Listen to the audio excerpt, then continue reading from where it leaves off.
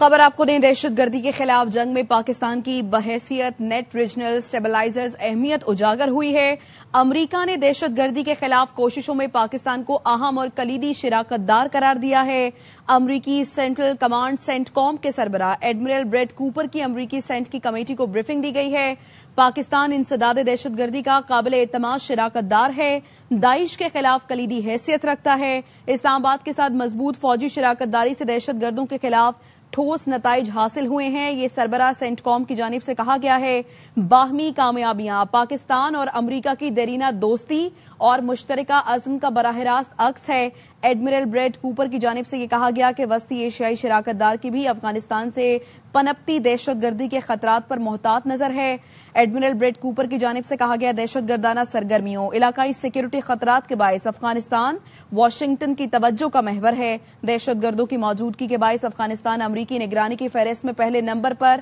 برقرار ہے۔ اس تمام تر صورتحال پر بات کرنے کے لیے ہمارے ساتھ موجود ہیں major general retired Tariq Rashid صاحب ہمارے ساتھ موجود ہیں۔ طارق صاحب بہت شکریہ ایئر کو وقت دینے کے لیے۔ امریکی سینٹ کی کمیٹی کو دی گئی بریفنگ میں پاکستان کو ایک کلیدی اور اہم شراکت دار قرار دینا اس بات کا اعتراف ہے کہ خطے میں پائیدار امن پاکستان کے فعال کردار کے بغیر ممکن نہیں ہے، کیا کامنٹ کریں گے؟ بالکل، آپ نے بڑا کمپریہنسولی اس تمام چیزوں کا احاطہ کیا ہے، اور دیکھیں یہ جو ایڈمرل بریٹ کوپر ہیں یہ ان کے one of the most senior ranking officer ہیں، سینٹ کام کے کمانڈر ہیں،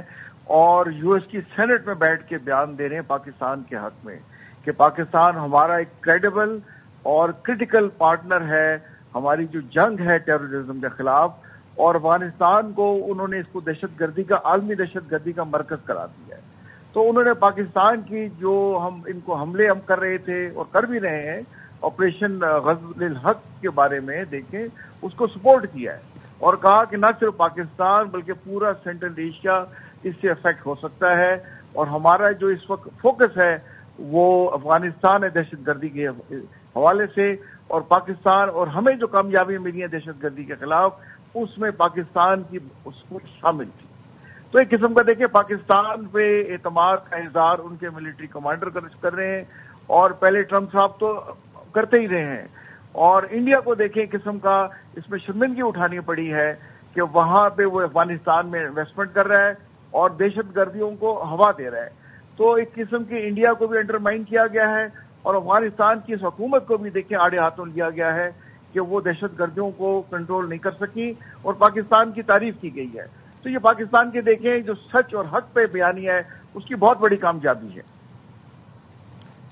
ٹھیک ہے، دفاعی تجزیہ کار مریم فاطمہ بھی ہمارے ساتھ موجود ہیں۔ طارق صاحب ساتھ ہی رہیے گا۔ مریم فاطمہ صاحبہ بہت شکریہ ایئر کو وقت دینے کے لیے۔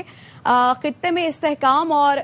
مریم فاطمہ صاحبہ سے بھی بات کرنے کی کوشش کریں گے، ان سے رابطہ منقطع ہو گیا ہے اپنے۔ طارق صاحب ہمارے ساتھ موجود ہیں؟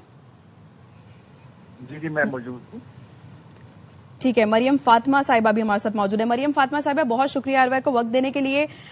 دہشت گردی کے خلاف جنگ میں پاکستان کا جغرافیائی اور تصویراتی مقام ہے، انتہائی اہمیت کا حامل رہا ہے اور اہمیت کا حامل ہے بھی۔ امریکی سینٹ کی کمیٹی کو دی گئی جو بریفنگ ہے اس میں پاکستان کو ایک کلیدی اور اہم شراکت دار قرار دینا اس بات کا اعتراف ہے کہ خطے میں پائیدار امن پاکستان کے فعال کردار کے بغیر ممکن نہیں ہے۔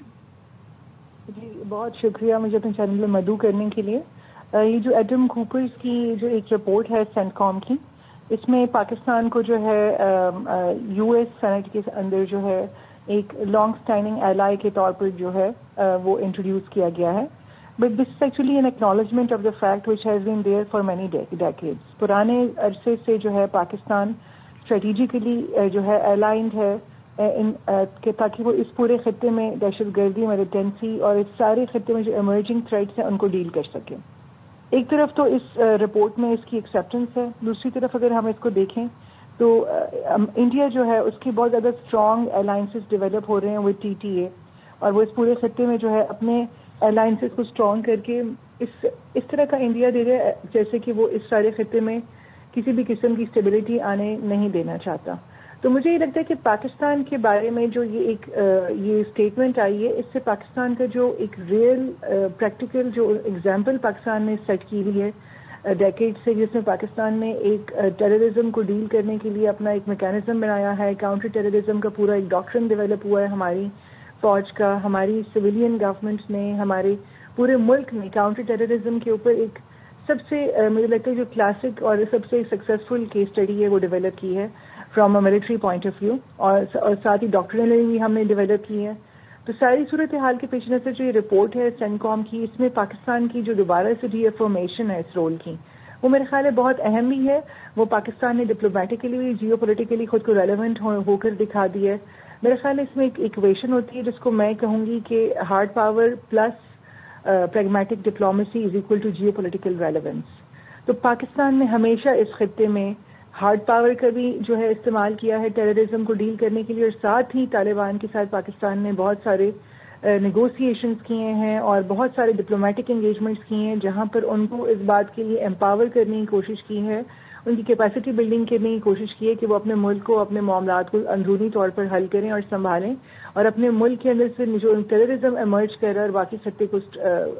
تھریٹن کر رہا ہے اس کو ڈیل کریں. لیکن اس ساری صورتحال میں پاکستان کا جو رول ہے وہ تو ایک میرا خیال ہے کہ حتمی ہے اور ڈیسائسو ہے، اور وہ رہے گا بھی صحیح، کیونکہ غضب للحق بھی جو ہے یہ مینیفیسٹیشن ہے اسی پارٹنرشپ کی جو پاکستان نے دنیا کے ساتھ دکھائی ہوئی ہے، اور پاکستان نے اب جو ہے خود سے اس کو ڈیل کرنے کے لیے جو ہے ایک اسٹیپ اٹھایا. لیکن ساتھ ہی ساتھ یہ بھی دیکھنا پڑے گا کہ جو یہ ملیٹنٹ گروپس ہے ان کی جو سپورٹ ہے، اسپانسرنگ ہے، ریکروٹمنٹ اور فنڈنگ ہے، یہ کہاں سے ہو رہی ہے.